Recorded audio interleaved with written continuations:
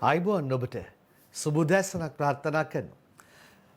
උදෑසන ඔබ මුණ ගැහෙන්න තැනනේ මෙතන. ගෙවි ගිය දවසනේ අපි මතක් කරන්නේ. ඒ වගේම අනාගතය, ඒ වගේම පරිස්සම මේ හැම දෙයක්ම කියා ගන්න, බෙදා හදා ගන්න තැනනේ මෙතන මේ ස්වර්ණවාහිනී පත්තරේ. ආරම්භයේදීම අපි හුදකලා කිරීම කරපු ග්‍රාම සේවාව සම්කීපයකුයි ඉවත් කිරීම කරනු ලැබූ ස්ථාන කීපයකුයි ගැන යුදාමුදාපතිවරයා කළ ප්‍රකාශයකට අවධානය යොමු කරනවා.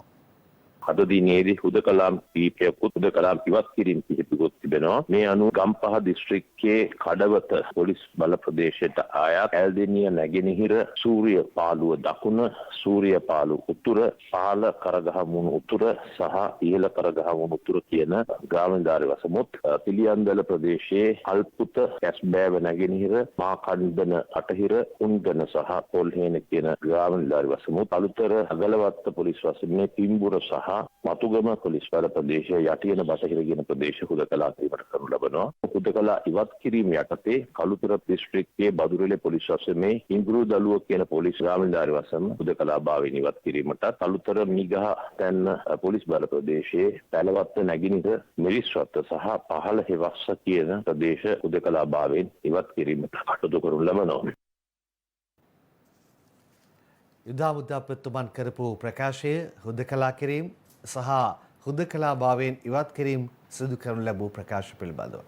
කොවිඩ් ගැනයි ගොඩක් වෙලාවට උදෑසන ආරම්භයට කතා කරන්නේ.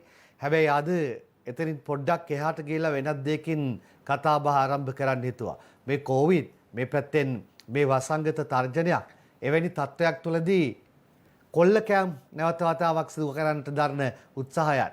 ඒ කොල්ලකෑම අතරතුරේදී ඒ කොල්ලකරුවන් මෙල්ල කරගන්නට සමහරුන් ඉතා ඉහළ ප්‍රයත්නයක් දරන ආකාරය දක්නට ලැබුණා. අපි අද ඒ කතාවෙන් ආරම්භය ගත්තොත් හොඳයි කියලා හිතුණා. මේ දිවයින ප්‍රධාන ශීර්ෂ පාඨය ලක්ෂ 120 බේරා ගනී. අනුරාධපුර කොල්ලේ වරදී කොල්ලකරුවෙකුටත් වෙඩි වැදී ඇතැයි සැකයක්. අනුරාධපුර පර්සි මීන්තලේ රංගේ කලියන්. ATM එක ළඟ වෙඩිපත්තු වෙයි. මුදල් ප්‍රවාහනය කරන පෞද්ගලික සමාගමක ආරක්ෂකාංශ නිලධාරීන්ට මිරිස්කුඩු ප්‍රහාරයක් එල්ල කර රුපියල් ලක්ෂ 120ක මුදලක් කොල්ල කෑමට උත්සාහ කළ කොල්ලකරුවන් දෙදෙනෙකු සමග ඇති වූ වෙඩි හුවමාරුවකින් ඊයේ උදෑසන ආරක්ෂකාංශ නිලධාරියෙකු තුවාල ලබා අනුරාධපුර ශික්ෂණ රෝහලට ඇතුළත් කර තිබෙනවා. අනුරාධපුර නවනගරයේ සිව්වන පටුමගේ පීටි පෞද්ගලික බැංකු ශාඛාවේ ස්වයංක්‍රීය ටෙල යන්ත්‍රයට මුදල් තැන්පත් කිරීමට පැමිණි පෞද්ගලික ආරක්ෂක නිලධාරීන් හා කොල්ලකරුවන් අතර වෙඩි හුවමාරුව සිදුව තිබෙනවා. ඇති වූ මෙම වෙඩි හුවමාරුවෙන් ආරක්ෂක නිලධාරියෙකු තුවාල ලබා තිබෙන අතර ආරක්ෂක නිලධාරීන්ගේ දක්ෂතාව නිසා කොල්ලේ වැරදුණු කොල්ලකරුවන් යතුරුපැදියේ නැගී පලා ගොස් ඇති බව අනුරාධපුර මූලස්ථාන පොලිසියේ අපරාධ විමර්ශනාංශය සඳහන් කිරීමක් කරනවා.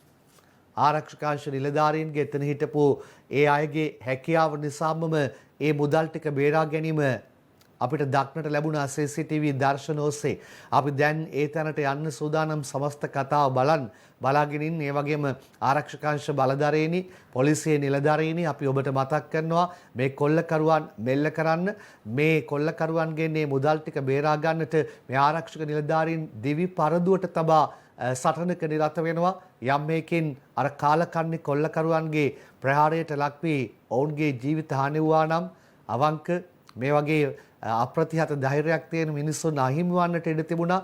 ඒ හින්දා අර වගේ කාලකන්ණි තුරන් කිරීම නැත්තම් නීතිය ක්‍රියාත්මක කිරීම තද බල ලෙසම ඉතාම අවශ්‍යයි. අපි බලමු මේ අවස්ථාව කොහොමද කියලා. අනුරාධපුර නව බස් නැවතුම් පොළාසල පිහිටි මෙම පෞද්ගලික බැංකුවේ ATM යන්ත්‍රයට මුදල් බැර කිරීම සඳහා එම කටයුත්ත බහරව සිටින ආයතනික නිලධාරීන් පැමිණ තිබුණා. ඒ අවස්ථාවේ බැංකුවේ ATM යන්ත්‍රය අසල සිටි සැකකරුවන් දෙදෙනෙකු මුදල් රැගෙන පැමිණි නිලධාරීන්ට එක් වරම මිරිස් කුඩු ගසා මුදල් පැහැර ගැනීමට උත්සාහ දරා තිබෙනවා.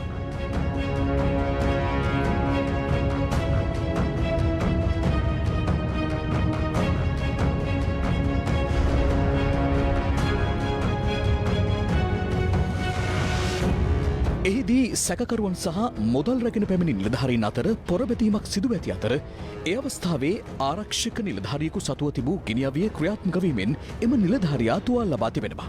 එම සිදුවීම CCTV කැමරාවල මෙලෙසින් සටහන්ව තිබුණා.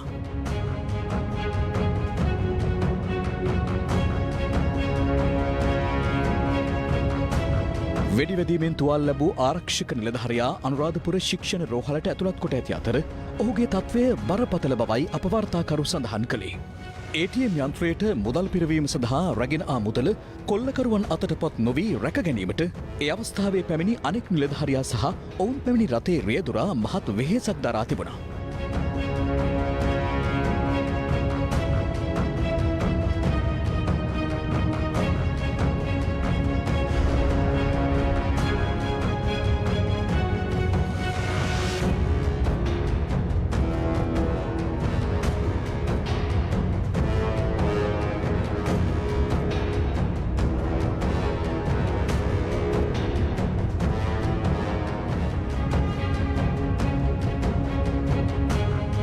මටත් ගහලා යන්න බැලුවේ යන්න කල්ලි ගන්න කරුණා ඊට පස්සේ සාමාන්‍යයෙන් 120ක් විතර තිබ්බා බෑගේ එතන දෙන්න යා බිස්කුට් එක ආවේ බිස්කුට් එක නා ෆයර් කරා ෆයර් කරලා පස්සේ කොහොමද අපේ වන් කාටත් වැදුනා උණ්ඩයක් අපි අනිත් එක්කන බැහැලා මේ ඒගොල්ලන් ෆයර් කරා ඒගොල්ලත් එක්ක වැදුනා වඩක් ගලා ගියා ඊට පස්සේ උදුරා ගන්න බැරි වුණා අපේ සල්ලි බෑග් එක බැංකුව ඇතුළට දාගත්තා ඒ වෙපන් එකත් වෑන් එකට දාලා ලොක් කරගත්තා අපේ වෙඩි වැදුනා එක්කෙනෙකුට එයා හොස්පිටල් එකට අරන් ගියා ඒ ඉතින් අපි ලොකු ජයග්‍රහණයක් කරගත්තා සැකකරුවන් දෙදෙනා ඒ අවස්ථාවේදී තමන් පැමිණි යතුරු පැදීම්ම පලා ගොස් ඇති අතර සැකකරුවන් සොයා අනුරාධපුර පොලිසිය වැඩිදුර පරීක්ෂණ පවත්වනවා.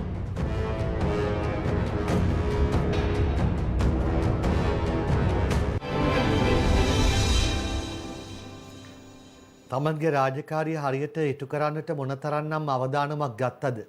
ඒ අවදානම දරාගෙන රාජකාරිය ඉටු කරලා ශක්තිමත්ව නැගී සිටමින් අදහස් ප්‍රකාශ කිරීමුත් කරනවා.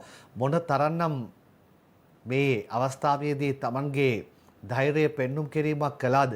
අපි ඒ අයට ඒ ඔවුන්ගේ අප්‍රතිහත ධෛර්යයට ප්‍රණාමය පෙරනමන්න මේක පළමු කොටම අවස්ථාව කරගන්නවා. දෙවෙනි කොට යම් මේකින් මේ අවස්ථාවේ අර කොල්ලකරුවන් විසින් ජීවිතහානියක් සිදු කරනු ලැබුවා නම් මේ පුද්ගලයන්ගේ කොයිතරම්නම් අපරාධයක්ද?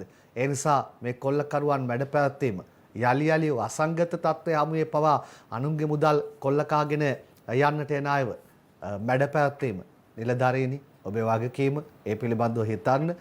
මට යන්න අවසර දෙන්න දැන් කොවිඩ් පැත්තට. තත්ත්වය ගැන මෙහෙමයි කතා වෙන්නේ. අද ලංකාදීප පත්තරේ ප්‍රධාන ශීර්ෂ පාඨය මේ දිනකට අලුතින් රෝගීන් 2000ක් ප්‍රතිකාර මධ්‍යස්ථානවල 17000ක් කොරෝනා වැඩිවීම සෞඛ්‍ය පද්ධතියට දරා ගන්න බෑ. හැම රෝහලකටම විශේෂ වාට්ටු. විශේෂඥ වෛද්‍ය සුදත් සමරවීර කියන්නේ රංජන් කස්තුරිලියන්. කොරෝනා ආසාදිතයන් දිනකට 2000කට ආසන්න සංඛ්‍යාවක් අලුතින් හඳුනා ගැනීම මෙරට සෞඛ්‍ය පද්ධතියට දරාගත නොහැකි තත්ත්වයක් යයි කොළඹ වසංගත රෝග විද්‍යාංශයේ ප්‍රධානී විශේෂඥ වෛද්‍ය සුදත් සමරවීර සඳහන් කරනවා.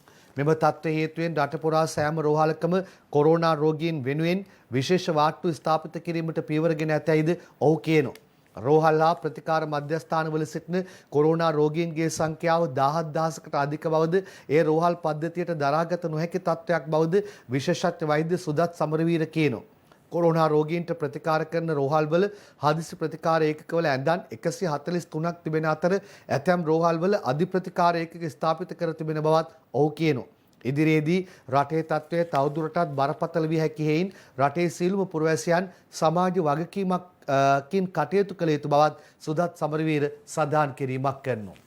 ඔන්න තත්ත්වයේ තරම සුදත් සමරවීර විශේෂඥ වෛද්‍යවරයා කියන ආකාරයට කොරෝනා වැඩිවීම සෞඛ්‍ය පද්ධතියට දරන්න බෑ. දිනකට අලුතින් රෝගීන් 2000ක් ප්‍රතිකාර මධ්‍යස්ථානවල 17000ක් කියලා සඳහන් කරලා තියෙනවා. තේරෙනවනේ තරම. දැන් එතකොට ඔය එක්කම කිව්වනම් හරි දැන් මේ සමාජගත වීමද කියලා ඔක පොඩ්ඩක් කිව්වනම් හරි. මොකද තාම මේ වචනේ ආවේ නැහැ. දන්නේ නැහැ ඒක සමාජගත වීමද නැද්ද කියලා මං කියන්නේ එහෙමනම් ඒ පිළිබඳව මතක් කරා නම් හොඳයි. ගර්භණී මව්වරුනි හැමදාම උදෑසන පත්තරෙන් ඔබේ ආරක්ෂාව ඔබේ පරිස්සම ගැන මතක් කරනවා. අද කතා කීපයක් තියෙනවා. බලධාරීන්ටත් ඇහෙන්න අපි ඒ ගැන කතා කරමු. කොවිඩ් ගැබිනි මව්වරුන්ට රෝහල්වල පහසුකම් මදි. නාරිවේද විශේෂඥ වෛද්‍ය ප්‍රදීප් ද සිල්වාගේ ප්‍රකාශයේ ඩයනා උද්‍යාංගනී වාර්තාවක් කළා තියෙනවා. එක්මෝ යන්ත්‍ර දැඩි සත්කාරයක් ඇඳන් ඔක්සිජන් අවශ්‍යයි. කොවිඩ් ආසාදනය වන ගැබිනි මව්වරුන් සංඛ්‍යාව ඉහළ යාම නිසා ඔවුන්ට ප්‍රතිකාර ලබා දීමට රෝහල්වල පවතින පහසුකම් ප්‍රමාණවත් නැතැයි ප්‍රසව හා නාරිවේද විශේෂඥ වෛද්‍යවරුන්ගේ සංගමේ සභාපති විශේෂඥ වෛද්‍ය ප්‍රදීප් ද සිල්වා ඊයේ සඳහන් කරනවා. ගැබිනි මව්වරුන්ට රෝගය වැළඳීමේ හා සංකූලතා මතුවීමේ වැඩි අවධානමක් ඇති බැවින් ඔවුන් වෙනුවෙන් දිස්ත්‍රික් මට්ටමින් ප්‍රතිකාර පහසුකම් ඉහළ නැංවිය යුතු බවද සභාපතිවරයා කියනවා. පෙනහළු අකර්මණ්‍ය වූවන් වෙනුවෙන් අවශ්‍ය වන එක්මෝ යන්ත්‍ර මේ වන විට මෙරට ඇත්තේ 2ක් පමණක් බව කී විශේෂඥ වෛද්‍ය ප්‍රදීප් ද සිල්වා ගැබිනි මව්වරුන් වෙනුවෙන්ම තවත් යන්ත්‍ර 2ක පමණ අවශ්‍යතාවක් තිබෙන බවත් සඳහන් කළා තියෙනවා. සෞඛ්‍ය බලධාරීනි මේ හැම කාරණාවක්ම ඔබේ අවධානයට අපි යොමු කරනවා. එතකොට අද පත්තරේ ප්‍රධාන ශීර්ෂ පාඨයනොත් ගැබිනි මව්වරුන් පිළිබඳව අවධානය යොමු කර තිබෙනවා. ගැබිනි මව්වරු 3,19,000කට කොවිඩ් එන්නත කඩිනමින් ලබා දිය යුතුයි. නිදර්ශනී වික්‍රමසිංහ ලියන ප්‍රසව හා නාරිවේද විශේෂඥ වෛද්‍යවරුන්ගේ විද්‍යායතනයයි එහෙම කියන්නේ. මේ වන විට ශ්‍රී ලංකාව තුළ සිටින ගර්භණී මව්වරුන් 3,19,000කට ආසන්න ප්‍රමාණයකට COVID-19 මර්ධන එන්නත අනිවාර්යෙන් හා කඩිනමින් ලබා දිය යුතු බවත් එමගින් 2022 වසරේදී සිදුවීමට ඉඩ ඇති විශාල මාතෘ මරණ සංඛ්‍යාවක් වළක්වා ගත හැකි බවත් ප්‍රසව හා නාරිවේද විශේෂඥ වෛද්‍යවරුන්ගේ විද්‍යායතනය පෙන්වා දෙනවා.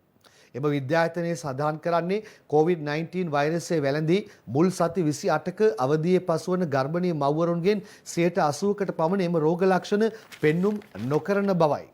ඒ අනුව ඉතිරි 20%ක ප්‍රමාණය නිවෙස්වල තබා රැකබලාගත නොහැකි බව පෙන්වා දෙන විද්‍යායතනය රජයේ මේ පිළිබඳ දැඩි අවධානය යොමු කළ යුතු බවත් අවධාරණය කිරීමක් කරනවා. මේ පිළිබඳ පැහැදිලි කරමින් කාසල් වීදියේ කාන්තා රෝහලේ ප්‍රසව හා නාරවේද ජ්‍යෙෂ්ඨ විශේෂඥ වෛද්‍ය සනත් ලැනරෝල් ප්‍රකාශ කර සිටියේ ගැබිනි මව්වරුන්ගේ පළමු සතු 28න් පසු COVID-19 වෛරසය ආසාදනය වීමේ යම් බරපතල තත්ත්වයක් උද්ගතව ඇති බවයි. ඔය කතාවම අපි ලංකාදීපෙනුත් බලමු ශීර්ෂ පාඨ මොනවද දාලා තියෙන්නේ කියලා. පළමු සතු 28න් පසු කොරෝනා හැදුනොත් ගැබිනියකට අවදානමක්. විශේෂඥ වෛද්‍ය සනත් ලැනරෝල්ගේ ප්‍රකාශය කලින් රෝග ලක්ෂණ 6යි දැන් වැඩි හුස්ම ගැනීමේ අපහසුතාවක් වෙනවා කියලා විශේෂඥ වෛද්‍ය මයුරමාන දේවලගේ කියපු තවත් කතාවකුත් ඒ ශීර්ෂ පාඨයේ පහළින්ම යොදා තිබෙනවා. හොඳයි දැන් අප ඒ පිළිබඳව පණිවිඩය බලමු. ගර්භණී සමය පළවෙනි සති 28ේදී මේ රෝගය හැදෙන කාන්තාවන් 80%ක් විතර මේගොල්ලන්ට කිසිම රෝග ලක්ෂණයක් නැහැ. PCR පරීක්ෂණය කරොත් පමණයි හොයාගන්න පුළුවන් මේ මව්වරුන්ට මේ රෝගය තියෙනවා කියලා. අර සති 28ට අඩු මව්වරුන්ගේ දැනට තියෙන විද්‍යාත්මක සාක්ෂි අනුව කියන්න පුළුවන් ගබ්සාවන් වීමේ හැකියාවක් ඉතාමත්ම අඩුයි. ඊළඟට දරුවාට ඇතිවන සංකූලතාවයන් අඩුයි පළවෙනි සති 28 තුල. දෙවනි සති 28 ගත්තොත් එහෙම මේ සංකූලතාවයන් වැඩි වෙන්න පුළුවන්. සති 28න් පසුව මේ කොරෝනා රෝගය මව්වරුන්ට වැළඳුනහොත් ඒ මව්වරු ඉතාමත්ම ප්‍රවේශම් වෙන්න ඕන. සති 28න් පසුව ගත්තොත් එහෙම මේ මව්වරු බරපතල තත්යකට පත් වෙන්න පුළුවන්. ඊටකට තියෙනවා. සමහර අම්මලා එකපාරටම හුස්ම ගන්න අමාරු වෙලා දැඩි සත්කාර ඒකක වලට යොමු කිරීමේ ප්‍රවණතාවය වැඩි වෙලා තියෙනවා. එක අම්මා කෙනෙක්ගේ හොඳටම වෙනහළු අක්‍රිය වෙලා දැන්ට මව අසාධ්‍ය තත්ත්වයේ ඉන්නේ. එක්ම මැෂින් වලින් තමයි යාගේ ජීවිතය පවත්වාගෙන යන්නේ. කොවිඩ් ආසාදනය වූ ගර්භණී මාතාවන් සඳහාම වෙන් වෙච්ච ICU බෙඩ් අපිට ඇත්තටම එකක්වත් දැනට නෑ එහෙම. අවසාන තීරණය ඉතින් ගර්භණී කාන්තාවන් සඳහා අපි අවධාරණය කරනවා මේ අම්මලට 3,19,000ට අපි දැන් දුන්නොත් අපිට ලබන අවුරුද්දටම කරදරයක් නෑ. අපිට වැක්සින් 3,19,000ක් ඕන. මේක ඉතා සුළු ගාණක්. ඒ තීරණය කාර්ය සාධක බලකාය හරි ගත යුතු පුද්ගලයා ගන්න අපි සම්පූර්ණ සහයෝගය දක්වනවා. අවශ්‍ය තීන්දුව තීරණ අවශ්‍ය වේලාවට ගැනීමේ අවශ්‍යතාව අප මතු කරනවා මතක් කරනවා. හරි ඊට පස්සේ අපි යන්න සූදානම් තවත් කතා කීපයකට එහි පළමු වාර්තාව ඔහොම බල. ඉන්දිය කොරෝනා රෝගීන් රටට රිංගලා හලාවත සිට පේදුරතුඩුව මුහුදට නාවිකා මුදා සීරුවෙන් කියලා සුජිත් හේවාජූලිගේ පත්තරයට තබන සටහන තමයි අපි අවධානයට අරගත්තේ. ඉන්දියාවෙන් මෙරටට මේ වගේ මොහොතක පැමිණීම වළක්වාලන්නට කළ හැකි ගත යුතු සෑම පියවරක්ම අරගන්න අපි අවදානම් තැනක ඉන්නේ. ඉන්දියාවේ කොරෝනා ප්‍රභේදයේ අලුත්ම විකෘතතාවය ගැන මම තව පොඩ්ඩකින් කියන්නම්. මේ ලංකාදීපේ ඉන්දිය ගුවන් මගීන්ගේ පැමිණීම අත්හිටුවයි සංක්‍රමණික ගුවන් මගීන්ට බලපාන්නේ නැහැ කටුනායක කපිල ලියන්. ඉන්දියාවේ සිට ශ්‍රී ලංකාවට පැමිණෙන ඉන්දිය ගුවන් මගීන්ට ශ්‍රී ලංකාවට පැමිණීම පෙරේදා මධ්‍යම රාත්‍රියේ සිට නැවත දැනුම් දෙනතුරු අත්හිටුවා ඇති බව ශ්‍රී ලංකා සිවිල් ගුවන් සේවා අධිකාරිය අතිරේක අධ්‍යක්ෂ ජෙනරාල් PA ජයකාන්ත කියනවා. ඒ අනුව ඉන්දියාවේ ගුවන් මගීන් රැගත් ගුවන් යානා කිසිවක් පෙරේදා මධ්‍යම රාත්‍රියේ සිට නොපැමිණි බවත් ඔහු වැඩිදුරටත් සඳහන් කිරීමක් කරනවා. මේකේ දානවා එසේ වුවද ඉන්දිය සංක්‍රමණික ගුවන් මගින්ට කටුනායක ගුවන්තොටුපළ ඔස්සේ ගුවන් ගමන් පහසුකම් සලසා ගත හැකි බවත් ඔහු සඳහන් කිරීමක් කළා කියලා. හොඳයි මේ තීන්දුවත් එක්ක මේ අවදානම් කාල සීමාව පහව යනතුරු රැඳී සිටින්න. මොකද ඉන්දියාවේ ඉඳන් එන අයට මෙහි නිරෝධායන පාසුකම් ලබා දීමේ සෝදානමක් කියලා විපක්ෂයේ පැත්තෙන් චෝදනාත් එල්ල වෙලා තිබුණා. එතකොට ඒ අතරේ අර ඉන්දියාවේ IPL සෙල්ලම් කරපු කට්ටිය ඕස්ට්‍රේලියාවට යන්න බැරුව ඉන්නකොට මේ නිරෝධායනට එනවා කියන ආරංචි මාර්ග පැත්තට ගිහිල්ලා තිබුණා. මොකද මේ වෙලාවේ ඒ වගේ අවදානමක් කිසි ලෙසකින්වත් දරා ගන්න නරකයි. ඒ හින්දා මේ තීන්දුව තීරණවල අවශ්‍ය කාල සීමාව සඳහා ඉන්න කියලා මතක් කරමු. ඒ අතරේ මම කිව්වේ අර කියන්නම් කියලා ඉන්දියාවේ විකෘතිතාවය මේ තියෙන්නේ අද දිවයින පත්තරේ දාලා තියෙනවා. ඉන්දියාවෙන් අලුත්ම භයානක වෛරසයක් කීර්ති වර්ණකුලසූරිය එළිය 18 ගුණයක් ප්‍රබලයි. බලපෑම කෙලින්ම පෙන්හළු වලට භයානක නව කොරෝනා ද්විත්ව ප්‍රභේදයක් ඉන්දියාවේ ව්‍යාප්ත වන බව හෙළි වී ඇත. මේ නව ප්‍රභේදයේ පැවති ප්‍රභේදයට වඩා 18 ගුණයක් ප්‍රබල බව සඳහන්. මෙවන් ද්විත්ව කොරෝනා ප්‍රභේදයන් ගැන හෙළි වූයේ මුල් වර්තයි කියලායි පත්තරේ වැඩිදුරටත් දාන්නේ. මේ වන විට නව කොරෝනා ප්‍රභේදය ආසාදනය වීම ලක්ෂ 38ක් දක්වා වාර්තා වීම නිසා මුළු රටම හුදකලා කරන ලෙස ඉන්දිය රජයට දැඩි බලපෑම් එල්ල වී තිබෙනවා. පේනව නේද? ඔය නව ප්‍රභේදයක් තරම් කවුරු හරි කෙනෙක් මෙහි ආවොත් අපි තියෙන තත්ත්වය අපි ඉන්න අවදානම අපි දන්නවා. ඉන්දියාවේ අලුත්ම භයානක වෛරසයක් 18 ගුණයක් ප්‍රබලයි. මේ කොරෝනා කියන එක නම් හිතා ගන්න බැරි තත්ත්වයකට යන්නේ. ඇවිල්ලා ඕකේ යයි කියලා කිව්වා. ඊට පස්සේ මේකේ විකෘතිතාවයන් ආවා. දකුණු අප්‍රිකා එකක් ආවා, බ්‍රිතාන්‍ය එකක් ආවා, ඉන්දියා එකක් ආවා. ඉන්දියාවෙන් දැන් 18 ගුණයක ප්‍රබල එකක්. මාරම මෙව්ව එකක්. ඒ අතරේ චීනාගෙන් තමයි මේක ලෝකෙට පැතිරීම ආරම්භ වුණා කියලා කියන්නේ. ඊට පස්සේ පාලනය කරගත්ත හැටි. ඒගොල්ලෝ දැන් පාලනය කරගෙන. අපි දැන් ගලන්ට වඩා ආසාදිතව සෑහෙන සංඛ්‍යාවක් වාර්තා කරලා ඉන්නේ. හොඳයි අපි ඊළඟ කතාවටයි අවධානය යොමු කරන්නට දැන් සූදානම් වන්නේ. ධම්මික පැණියේ රස බැලූ ආණ්ඩුව දැන් බෙල්ලට මීර වෙලා ශිරෝමි අබේසිංහලියන්. ලෝකයේ අනෙකුත් රටවල් කොරෝනා මර්ධනය සඳහා පර්යේෂණ කරද්දී මෙරට ආණ්ඩුව ධම්මික පැණිය ජනතාවට පෙවීමේ විපාක දැන් රට පුරා දක්නට ඇතැයි එක්සත් ජාතික පක්ෂ නායක සහ හිටපු අගමැති රනිල් වික්‍රමසිංහ සඳහන් කරනවා. මීට වසරකට පෙර තමා පැවසූ ආකාරයට අඩුම තරමින් දැඩි සත්කාරයක ඇඳන් ප්‍රමාණය වැඩි කළේ නම් මේ වන විට වත්මන් තත්ත්වයන්ට මුහුණ දීම සඳහා ඒ ශක්තිය වනු ඇති බවද රනිල් වික්‍රමසිංහ කියලා තියෙනවා. රනිල් කියන්නේ ධම්මික පැණියේ රස බැලූ ආණ්ඩුව දැන් බෙල්ලටම හිර වෙලා කියලා. හරි අපි යමු එහෙනම් ධම්මික පැණිය ගැන කතා කරන්න. ධම්මික පැණිය ගැන ඒකේ තහනම ඕගොල්ලෝ දන්නවනේ. ධම්මික පැණිය ගැන මුලින්ම ආවා මේකේ කිසිදු කොරෝනාවට ගුණයක් නැහැ කියන කතාව. ඊළඟට ආපු එක තමයි මේ දැන් ඕගලන්ට කියන්න හදන්නේ. ධම්මික පැණිය තහනම්. මම පැණිය හදනවා ධම්මික. කෑගල්ලේ 15යි මේ කතාව ලියලා තියෙන්නේ. ඔන්න කාරණාව සායනික පරීක්ෂාවෙන් අසමත් වූ පැණිය මින් ඉදිරියට නිෂ්පාදනය නොකරන ලෙස ඊයේ දිනේ ධම්මික බණ්ඩාර නැමැත්තාට ලිඛිතව දැනුම් දීමට කටයුතු කළ බව දේශීය වෙදකම් ප්‍රවර්ධන ග්‍රාමීය හා ආයුර්වේද රෝහල් සංවර්ධන හා ප්‍රජා සෞඛ්‍ය අමාත්‍යාංශයේ ලේකම් කුමාරි වීරසේකර දිවයින පත්තරයට සඳහන් කළා තියෙනවා. මේ පැණිය ආහාර අතිරේකයක් ලෙස භාවිතයට ගැනීම සඳහා නිෂ්පාදනය කිරීමට ආයුර්වේද දෙපාර්තමේන්තුව මින් පෙර අනුමැතිය ලබා දුන් අතර එම කාල සීමාව මේ වන විට අවසන් වී ඇතැයිද ලේකම්වරිය කියනවා.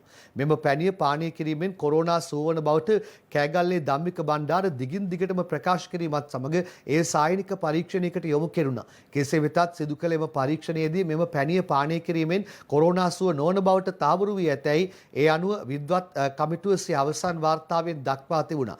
ධම්මික පැණිය කොරෝනා වෛරසයට එරෙහි කිසිදු සාර්ථක ප්‍රතිඵලයක් අත්කර නොදෙන බවත් විද්වත් කමිටුව සඳහන් කර තිබුණා.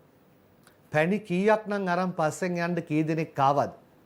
දැන් මේ අනිත් රටවල් වල මෙහෙම මේ එක එක්කෙනාට ඕන විදියට මෙන්න මේ මම හදලා තියෙනවා කොරෝනාවට බෙහෙතක්, මෙන්න මේ මං හදලා තියෙනවා කොරෝනාවට පැණියක්, හිතු මතේ හිටි ගමන් ඕ වගේ ඒවා විද්‍යාත්මක සමාජයක ඉන්නේ නැහැ. මොනවා හරි එකක් ඇදුවා නම් ඒවා විද්‍යානුකූලව තාවුරු කරගන්න ඕනේ. නැත්තම් ජනතාව නොමග යවන. ඔය වගේ රැලි ඉතිහාසයේ ඉඳන් කොයිතරම්නම් ඇවිල්ලා තේරෙනවද?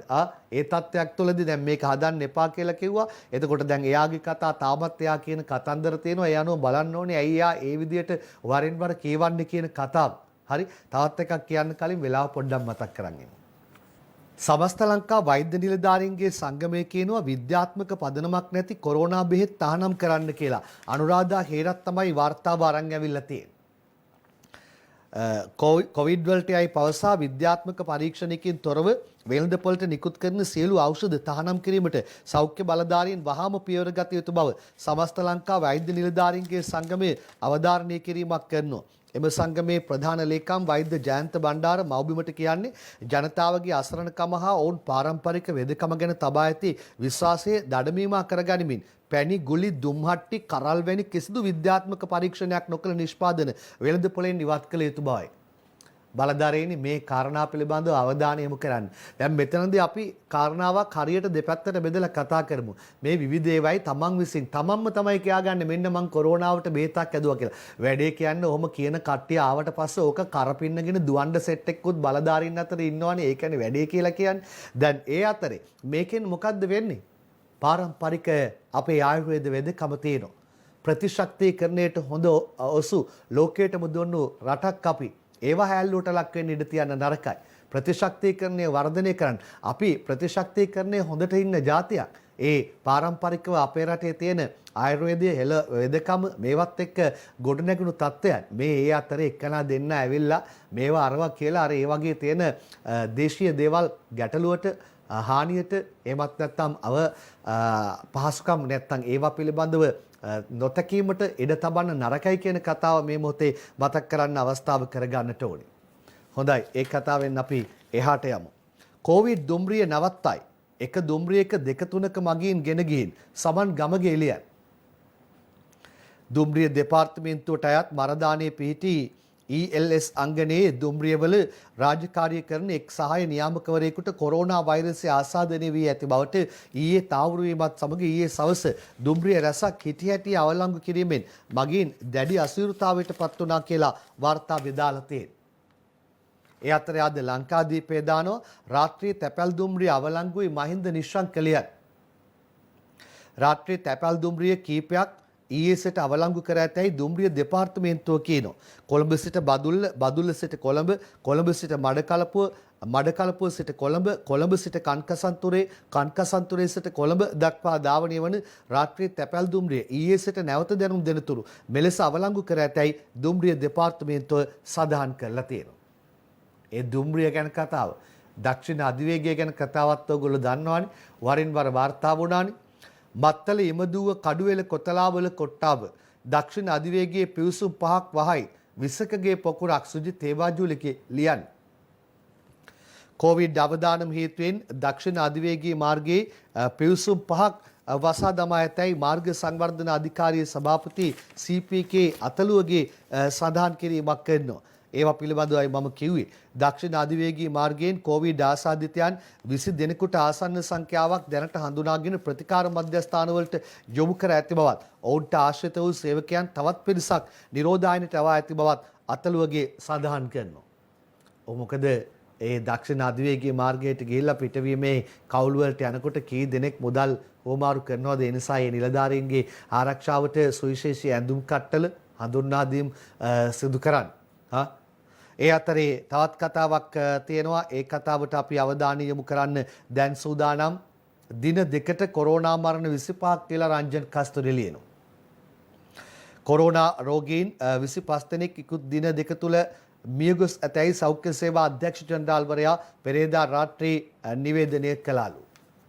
දැන් මේකෙදි කියන්න ඕනේ අපිට බලධාරීන් සඳහන් කරනවා දැන් දින කීපයක සමහර වෙලාවට එකතු කරලා තමයි ප්‍රකාශයට පත් කරන්නේ ගණන් හිලා. කොහොම හරි ඊයේ දවසේ ආසාදිතයන් වාර්තා වෙලා තියෙනවා සමස්ත ප්‍රමාණය අලුත් අවුරුදු පොකුරෙන් 1851යි විදේශයන්හි සිට පැමිණි 44යි ඔක්කොම 1895 දෙනෙක්. එතකොට මේ වන විට ප්‍රතිකාර ලබන රෝහල්ගතව ප්‍රතිකාර ලබන රෝගීන්ගේ සංඛ්‍යාව 17794යි. ඒකනේ කියන්නේ අද රෝහල් ධාරිතාව පිළිබඳව ප්‍රශ්න මතුවලා තියෙනවා කියලා.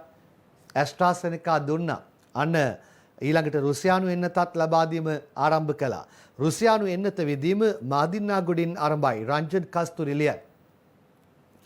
රුසියාවේ නිෂ්පාදිත ස්පුට්නික් එන්නත ශ්‍රී ලාංකිකයන්ට ලබා දීම ඊයේ සිට ආරම්භ කරනවා. රුසියාවේ නිෂ්පාදිත ස්පුට්නික් එන්නතේ පළමු කාණ්ඩය මෙසේ ලබා දීම ඊයේ පෙරවරුවේ ආරම්භ වූයේ ගොතටුව සෞඛ්‍ය වෛද්‍ය නිලධාරී බල ප්‍රදේශයේ මාදින්නාගොඩ පුරාණ රජමහා විහාරස්ථානයේ පැවති සායනයකින් කියලායි කියලා තියෙනවා. එන්නත් ගැන කතා කරනකොට විපක්ෂයෙන් විවිධ චෝදනා එල්ල වෙනවා. හේෂා විතානගේ කියපු ප්‍රකාශයක් කරපු චෝදනාවක් මේක බලන්න මව්බිමෙන්. ඉන්දියාවෙන් පිනට දුන්නේ එන්නත් නිසි පරිදි ජනතාවට දුන්නේ නැහැ. නිර්මාණි ගුණරත්න ලියන්නේ හේෂාගේ කතාවයි පත්තරේ වාර්තා කරලා තියෙන්නේ.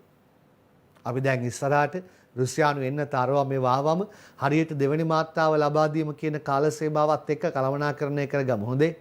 දැන් ඇස්ට්‍රාසෙනිකා දුන්නායගේ දෙවන මාත්‍රාව මම ප්‍රශ්නාර්ථය ඉතුරු කළා. අද මව්බිම් පත්තරේ ප්‍රධාන ශීර්ෂ පාඨයට යනවා.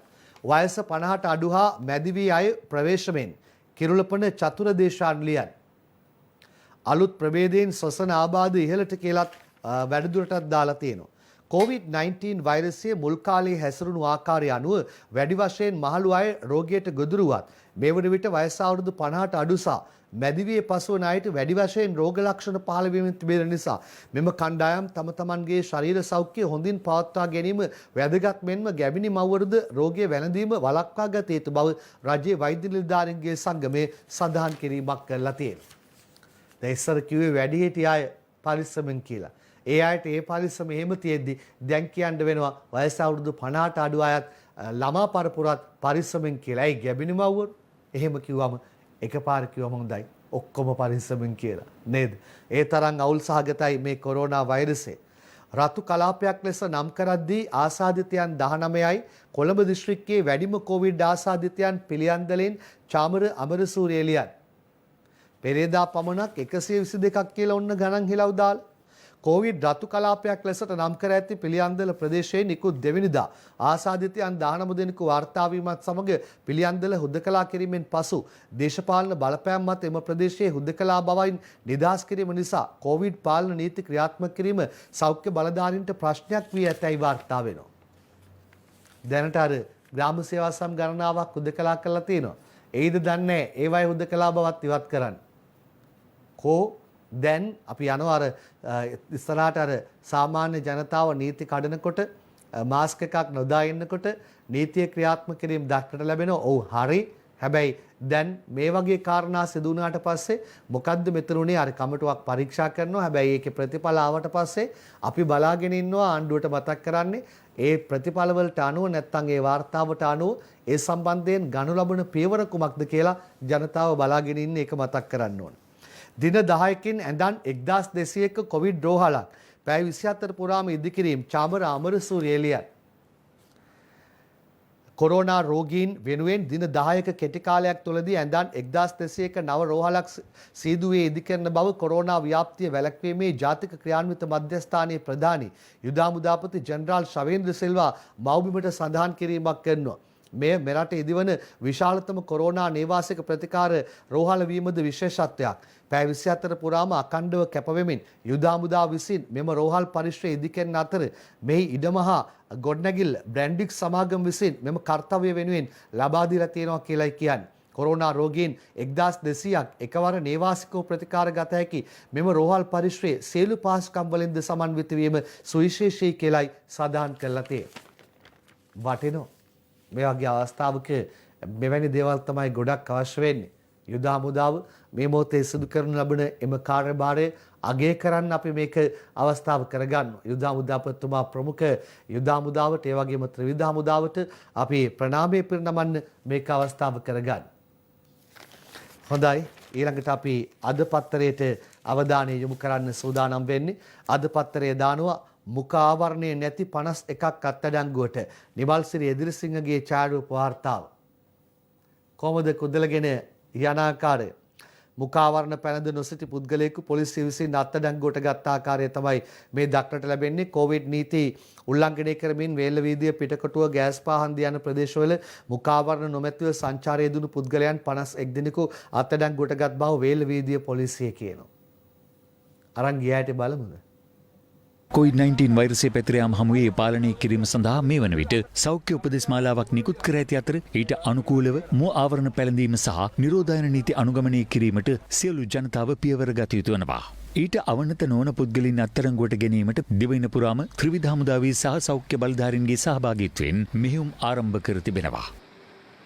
යාපනයේ නගරයේ එලෙස සිදු කරනු ලැබූ මෙහෙයුම්වලදී නිරෝධායන නීති කඩ කළ පුද්ගලින් 30 දෙනෙකු අත්අඩංගුවට ගනු ලැබුවා.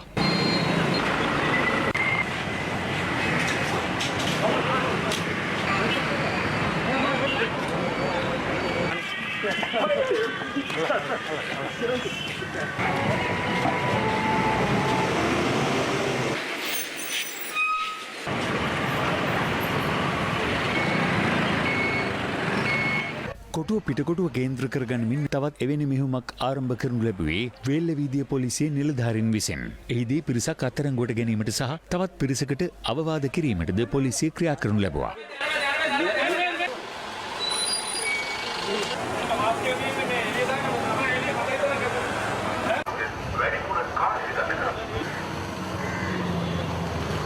මේ අතර කළුතර ගුංගමුව ප්‍රදේශයේ නිරෝධායන නීති උල්ලංඝනය කරමින් නීති විරෝධී සූදු පිටියක් පවත්වාගෙන ගිය පුද්ගලින් අත්අඩංගුවට ගැනීමට සහ ඔවුන්ට එරෙහිව නිරෝධායන නීති යටතේ ක්‍රියා කිරීමටද පොලිසිය විසින් පියවර ගනු ලැබුවා.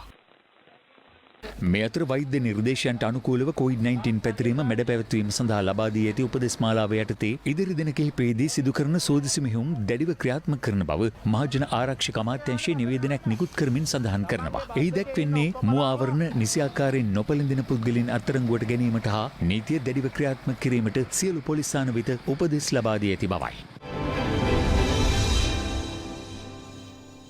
නීති කඩ කිරීම පිළිබඳව ක්‍රියාත්මක වීම පිළිබඳව අය තියෙන්නේ. එතකොට අනිත් අයට දැනේ දැක්කම හරි මෙහෙම අනිත් අය පාඩම් ඉගෙන ගනි.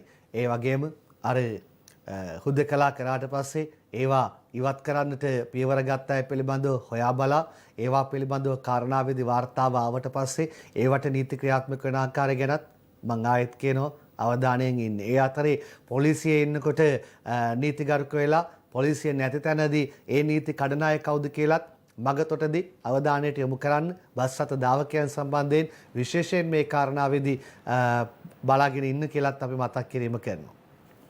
ඒ අතරේ සේවා සපයන ආයතන සෞඛ්‍ය උපදෙස් පිළිපැදිය යුතුයි කියලා පොලිස් මූලස්ථානයේ කියනවා ඉන්දිකේ ඒවා විතරණලියන්. විවිධ සේවා සපයන ආයතන පවත්වාගෙන යාමේදී පිළිපැදිය යුතු සෞඛ්‍ය නිර්දේශ ඒ ආකාරයටම ක්‍රියාත්මක කළ යුතු බවත් සේවා ලබා ගැනීමට පැමිණෙන සියලුම ජනතාවත් සෞඛ්‍ය උපදෙස් වලට අනුව කටයුතු කළ යුතු බවත් පොලිස් මූලස්ථානයේ සඳහන් කරලා තියෙනවා. හොඳයි අපි විරාමයකට යන්නටයි සූදානම් වෙන්නේ. තවත් කතා කීපයක් කොරෝනා වලට අමතරව කාරණා ගණනාවකට අපිට යන්නට තියෙනවා. ඊට කලින් අපි විරාමයක් කරන් ඉමු.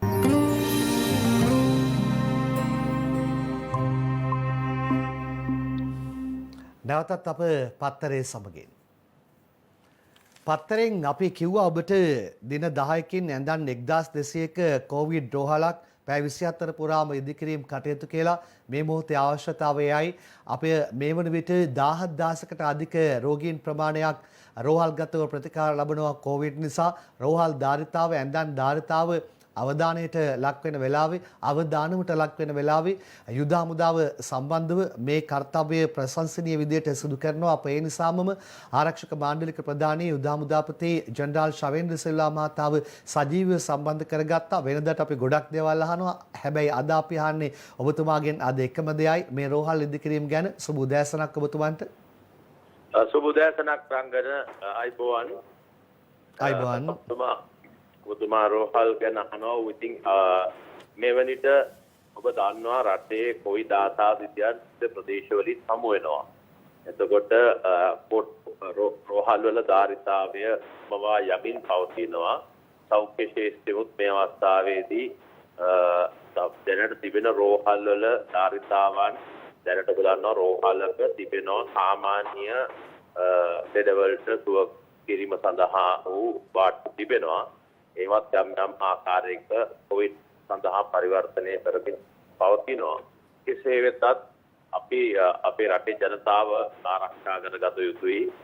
මොන ප්‍රමාණයක් ආවත් අපි දැන් පටන් ගත්ත 5901 වගේ ධාරිතාවක් තමයි රෝහල් වල තිබ්බේ සෞඛ්‍ය ක්ෂේත්‍රයේ. ඉතින් අපි 3500ක් ඉස්සෙල්ලා අපි හදලා දුන්නා. තව 2000ක් විතර හදලා දුන්නා. දැන් ඔබතුමා කිව්ව විදිහට අද දිනේ 27000ක් විතර සාධිතයක් පිටිනවා. ඕන් සියලු දෙනාම දැන් වාර්තා වුණාම ඊයේ රෑ අද දවස් තුල කොහොම හරි ඒ කට්ටිය රෝහල් කරා රැගෙන යන්න අපි හමුදාවත් විශේෂයෙන්ම PHS මාපේ සබ්ටේ ඉක්නායවලුරුත් එකතු වෙලා අපි කටයුතු කරනවා. ඉතින් අරන් යන රෝහලක් තියෙන්න ඕනේ. ඉතින් වෛද්‍ය ශාස්ත්‍රයේ රෝහල් ඒ ආකාරයෙන් දැනුම් පස්සේ අපි අරන් යනවා. නමුත් රෝහල් තිබෙන්නේ නැත්නම් හදන් තියෙන්නේ නැත්නම් ඒකින්ද අපි ඉදිරිය දැකලා අපි මේ වෙන විට විශාල වශයෙන් ශ්‍රී ලංකා නාවික හමුදාවත් ගුවන් හමුදාවත් යුද හමුදාවත් යොදවලා මේ විදිහට කරනවා. ඔබතුමා ඇහුව ප්‍රශ්නෙට විශාල රෝහලක් අතරමැද ප්‍රතිකාර මධ්‍යස්ථානයක් වුවත් ඒ රෝහලක් වශයෙන් දිනු කිරීමට අදන් 1200ක් අවම වශයෙන් යෙදීමට අපි දැන් මේ වෙනට තනාගෙන යනවා. බොහෝ දුරට තව දින 4ක් වැඩිම 5ක් ඇතුළත සම්පූර්ණ ඉවර කරගන්න පුළුවන් හැකියාව ලැබෙයි. අපි මේ හදන රෝහලේ එන සියලුම අයට සියලුම දේවල් නිකම් ලබා දීමට ඒ කියන්නේ අපි අර නිරෝධායන පැමිණි දෙනවා වගේ ස්පේස් එකේ දාලා නිකම් දීලා හැමදේම ලබා දීමට අපි උත්සාහ කරන්නේ. රටේ ජනතාව අතරින් යම් කිසි සුළු පිරිසක් හෝ මේ ආකාරයට ආසාදින ලක්ුණා රැක බලා ගැනීම අපේ සුකමක් වෙනවා. අපකීමකුත් වෙනවා අපිට. ඒකින්ද තමයි අපි මේ දැනට තියෙන තත්ත්වයට අපිට නැත්නම් අපි වෙනත් ස්ථාන සෑම දිස්ත්‍රික්කයකම හමුදාව යොදවලා දියුණු කරනවා. ඒත් එක්කම දේශපාලන ශාස්ත්‍රයෙන්මුත් මේක සම්බන්ධ වෙලා ඔවුනුත් එකතු වෙලා ටැංක් හොයලා දීලා ඒ වගේම විශේෂම දිසාපතිවරුන් එකතු වෙලා ටැංක් හොයලා දීලා ඒ ස්ථාන හමුදාවට විවිධ හමුදාව හරි යොදවලා අපි මේ ආකාරය දියුණු කරනවා. යුද හමුදා විශාල වශයෙන් සෑම දිස්ත්‍රික්කෙම දැන් හදලා ඉවරක් කියනවා. හදවමින් යවනවා. ඉතින් අපි දන්නේ ඉදිරි කාලෙදී සංගන මේ අපි මොන ක්‍රමවේදයන් ඇති කරත් මේක වෛරසයක්. මේක රටේ ජනාධිපතිතුමාටත් අගමැතිතුමාටත් අපි කාර්යසාධ බලකායකටවත් ඔබටවත් පටවත් මොන ක්‍රමවේදයන් ඇති කරත් අල්ලලා නවත්තන්න පුළුවන් ක්‍රමයක් නෙමෙයි. ඒත් එක්ක අපි ඊයේ පෙරේදා දිනවලත් අපි දකිනවා අපේ සමාජයේ මොන දේවල් කරත් යම්කිසි සුළු පිරිසක් හෝ හැසිරෙන ක්‍රමවේදයක් අපි දකිනවා. ඉතින් මේක තත්ත්වයේ හොඳට තේරුම් අරන් වෛරස්යාම සීක්‍රීම් පැතිර යන බව තේරුම් යන හින්දා මීට වැඩිය කොයිද ආසාදිතයන් ඉදිරි කාලේදී හමු වීමට හැකියාවක් නැතුව නෙමෙයි. ඉතින් ඒ ආකාරයෙන් හැදුනොත් කොහොමද අපි රැක බලා ගන්නේ? ඒ සඳහා අපි දූරදර්ශී විද්‍යට දැකලා ජනතුමාට දැනුම් දෙනවා. ඒ හින්දා අපි මේ ආකාරයෙන් ඉදිරියේදී දියුණු කිරීමට බලාපොරොත්තු වෙන ධාරිතාවන් ඒ සඳහා හදාගෙන යන්නේ මේ රෝහල් සුව පහසුව ඉන්න පුළුවන් රෝහලක් මේ 1200කට හදන රෝහල ඉතාමත්ම තියෙන තත්ත්වයක් එක්ක බැලුවම අපි හදාගෙන කියපු ඒවාත් එක්ක බැලුවම නවීන පන්නේ තියෙන ආකාරයට බලාපොරොත්තු වෙන ICU ඇඳන් කිහිපයක් මේකේ යොදවන්න. ඒ ICU දාන ඇඳන් වලට දැන් පෞද්ගලික රෝහල් වලින් පවා ඒ කට්ටිය රැක බලා ගන්න කියන අපිට ඇවිල්ලා ඉදිරියට ඇවිල්ලා කියලා තියෙනවා. ඊට අමතරව මේකේ අපි දාන අපේ යම් ආකාරයෙන් භික්ෂු නමක් හෝ කොහෙත් ආසාදිතයෙක් වුණොත් අපිට එහෙම ටැග් නැහැ. ඒකින්ද වෙනම කොටසක් මේ වගේ කට්ටියට සමහර පෞල් පිටින් ආසාදිනවා. ඒ කට්ටිය වෙනුවෙන් වෙනම ස්ථානයක් ඒ විදිහට ඒ ආකාරයෙන් වශයෙන් මේ හැම දෙයක්ම දැනගෙන තිබෙන අපි අත්දැකීම් තුලින් ලබාගත් දේවල් වලින් ඒ ආකාරයේ රෝහලක් දෙන්න තමයි මේක අපි දෙවටි දියුණු කරගෙන යන්නේ. බොහොම ස්තුතියි ඔබතුමන්ට මේ පැහැදිලි කිරීමට. අප යුද හමුදාපතිතුමන් සජීව සම්බන්ධ කරගත්තේ මේ නව රෝහල ඉදිකිරීම පිළිබඳව ඔබ දැනුවත් කරන්නටයි. ඒ අතරේ කොරෝනා තුරන් වී ලෝකයාටම සෙත්පතන විශ්ව ආගමික හෝරාවක් සෑම ආගමික ස්ථානයකටම හෙට යොහාන් බාසුර ලියන. COVID-19 වසංගතයේ ලෝකයෙන් තුරන් වේවා යන ප්‍රාර්ථනය සහ COVID වෛරසයට ගොදුරුව සිටින ශ්‍රී ලංකාවාසී ජනතාවට සහ ලෝකවාසීන්ට සුවය සහ ආශිර්වාදය ප්‍රාර්ථනා කරමින් සංවිධානය කරන විශ්ව ආගමික හෝරාව ආධ්‍යාත්මික සර්වාගමික වැඩසටහන සමස්ත ශ්‍රී ලංකාවේ විහාරස්ථාන සෙසු ආගමික ස්ථානවලදී හෙට පස්වරු 5:46ට පැවැත්වෙනවලු. ජාති ආගම් පාට සහ පක්ෂ ભેදයකින් තොරව හෙට පස්වරු 5:46ට නිවෙස්වල ගිතෙල් පහනක් දල්වා මෙම විශ්ව ආගමික පූජාවට එක්වන්නේ කොළඹ හුණුපිටිය ගංගාරාම විහාරාධිකාරී ආචාර්ය කිරින්දේ අස්සජි හිමියෝ කියනවා. වසංගත තත්ත්වයේ හේතුවෙන් ආගමික ස්ථානවලට ජනතාව රැස් කළ නොහැකි නිසා සියලුම දෙනා නිවසේ සිට ජනමාධ්‍ය ඔස්සේ මේ අවස්ථාවට එක්වන ලෙසයි ආචාර්ය කිරින්දේ අස්සජි හිමියෝ ජනතාවගෙන් ඉල්ලා සිටින්නේ. ගිහින් නෙමේ ගෙදරින් දන් එක්වන්න, ගෙදර පහනක් දල්වන්න කියලායි මතක් කිරීම කළා තියෙන්නේ. හරි, අපි එතනින් එහාට යන්න සූදානම් වෙනවා. අද ආරම්භන රුවන්පුර අධිවේගයේ කතාවයි මේ. රුවන්පුර අධිවේගයේ කහතොඩුව ඉංගිරිය කොටස ඉදිකිරීම අද සිට පළමු අදියරට කෝටි 5470ක් යොහන් බාසුරලියන් රුවන්පුර අධිවේගී මාර්ගයේ පළමු අදියර වන කහතොඩුව සිට ඉංගිරිය දක්වා කොටසේ ඉදිකිරීම අද ආරම්භ වේ. මෙහි පළමු අදියරේ ඉදිකිරීම සඳහා රුපියල් කෝටි 5470ක මුදලක් ඇස්තමේන්තු කර තිබෙනවා කියලා වැඩිදුරටත් දාලා තියෙනවා. රුවන්පුර අධිවේගය ඔන්න ඉක්මනින් ළඟා වීමේ හැකියාව තියෙනවා ඉක්මනින්ම හදාගත්තම. ඒ අතරේ අධිවේගයේම තවත් කතාවක් තියෙනවා. දක්ෂිණ අධිවේගයේ විවේක කලාප තවත් 3ක් කියලා සුජිත් හේවාජූලිගේ ලියනවා. දක්ෂිණ අධිවේගයේ මාර්ගයේ විවේක කලාප තවත් 3ක් ඉතා කෙටි කාලයකින් පිහිටුවීමට සැලසුම් කර ඇතැයි මාර්ග සංවර්ධන අධිකාරියේ සභාපති අතලුවගේ ලංකාදීපයට සඳහන් කරනවා. එම විවේක කලාප පිහිටුවීමට සුදුසු ප්‍රදේශ මේම දිනවල හඳුනාගෙන යන බවත් ඔහු සඳහන් කරලා තියෙනවා.